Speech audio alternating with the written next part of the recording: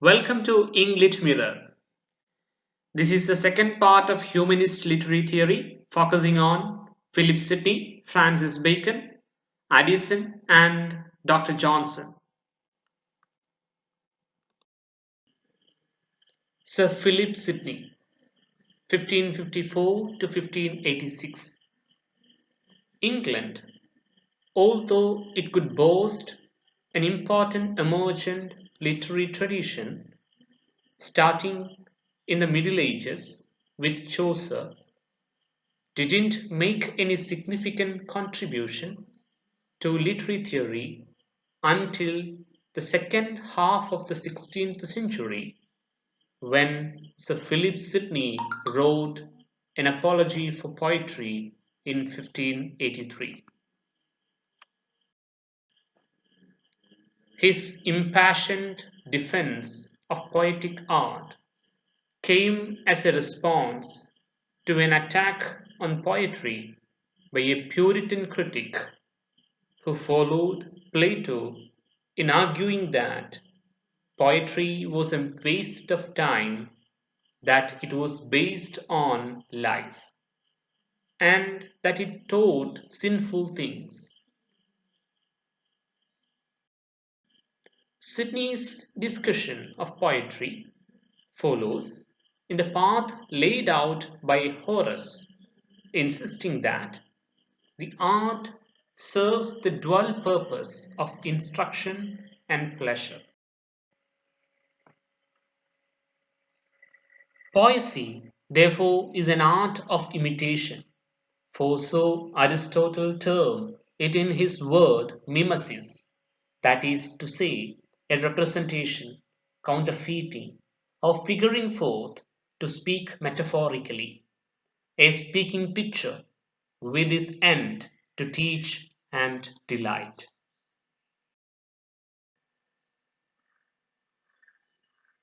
Poetry, according to Sidney, provides a vehicle for instructing readers in the proper ways to be, think, act, believe, and do, just as much as sermons or histories, and it has the advantage over these drier forms of providing enjoyment while it teaches. He answers the Puritan accusations that poetry is the mother of all lies by following Aristotle's logic.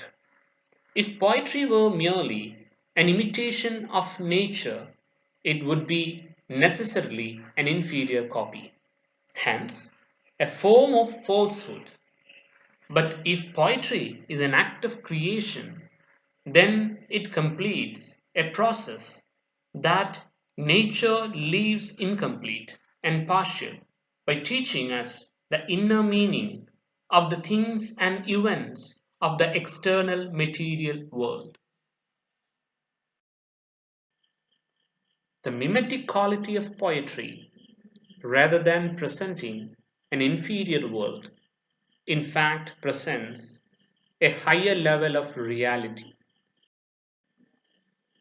Sir Francis Bacon, 1561 to 1626.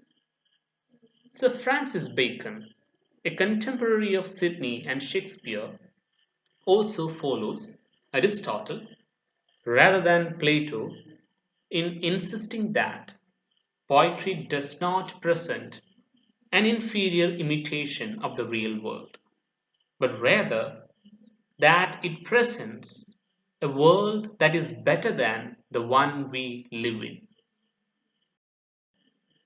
The Advancement of Learning, published in 1605, Bacon argues that history, fact, and reason are necessarily tied to human experience and can only present the world as it is known to our senses. Bacon argues that imagination, unchained by the limitations of sensory perception or actual experience, can create realities not yet manifested. Bacon says that poetry can present a feigned history which, far from being a dangerous lie, can speak directly to the human soul and not just to the rational mind. Bacon concludes poetry has some participation of divineness because it can and does raise and erect the mind by submitting the show of things to the desires of the mind, whereas reason by itself doth buckle and bow the mind unto the nature of things. For Bacon, poetry is greater than rationality because reason can only observe the pre existing material world, not alter it. Poetry allows the mind to create its own worlds and to rule over them. Joseph Addison, 1672 to 1719. In On the Pleasures of the Imagination, three essays in The Spectator, published in June 1712, Addison explores the question of how poetry creates pleasure. He is concerned with how a literary work affects its reader, though unlike Plato, he is less concerned with the moral effect of a poem than with its aesthetic effect.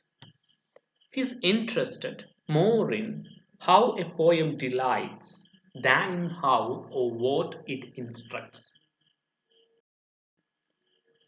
Following the mental philosophy or psychology of John Locke, Addison describes two kinds of pleasure in imagination. Primary pleasure comes from the immediate experience of objects through sensory perception. Secondary pleasure comes from the experience of ideas, from the representation of objects in words or pictures when those objects are not present. He distinguishes the powers of the imagination from the powers of reason, noting that while reason investigates the cause of things, imagination is content with experiencing them, either directly or through representations. The imagination is less refined than the faculty of reason and provides pleasure from observation of the obvious rather than from probing hidden causation. The pleasures of imagination are thus more easily acquired than those of reason and are more widely available to untrained minds. Addison agrees with Sidney and Bacon that art is not just an imitation of nature, but an improvement on or completion of it. He points out that the secondary pleasure of imagination makes it possible for an experience which would be disagreeable in actuality to be represented in pleasurable form. Samuel Johnson, 1709 to 1784. Johnson's essay on fiction, appearing in the Rambler on March 31st, 1750, marks the beginnings of literary criticism of forms other than poetry and drama. Discussions of fiction appear in the middle of the 18th century, following the rise of the novel as an important literary form. Fiction depends on the idea of mimesis, presenting stories which imitate nature or real life, unlike poetry or drama. However, fiction depends on the principle of realism, presenting stories of individuals to readers as if these individuals were real people.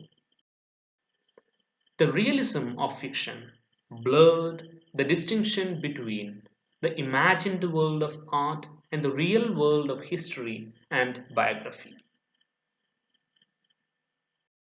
Fiction also depended on using language that aimed for transparency. Johnson follows Plato in insisting that criticism of literature, especially fiction, has to be based on an assessment of its moral effect.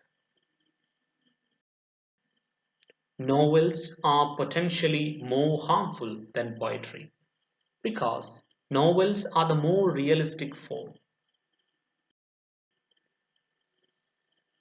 The realism of fiction, according to Johnson, also ties the genre more closely to the actualities of human existence because they do not contain the wild strain of imagination of poets and do not rely on supernatural or inexplicable events. Fiction comes from authors who have direct knowledge of human nature, gained through intercourse with other humans. A novelist copies easily recognizable events and characters.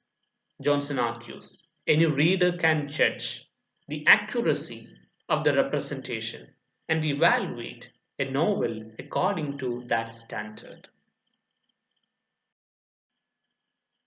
The rule of realism should be bent, according to Johnson, so that novels deviate from nature whenever it is necessary to present the proper outcome where wickedness is punished and virtue rewarded. Johnson argues that the ancient Greek and Roman writers presented the best models for any literary art. Those works which have withstood the test of time have proved themselves useful. Thank you for watching this video.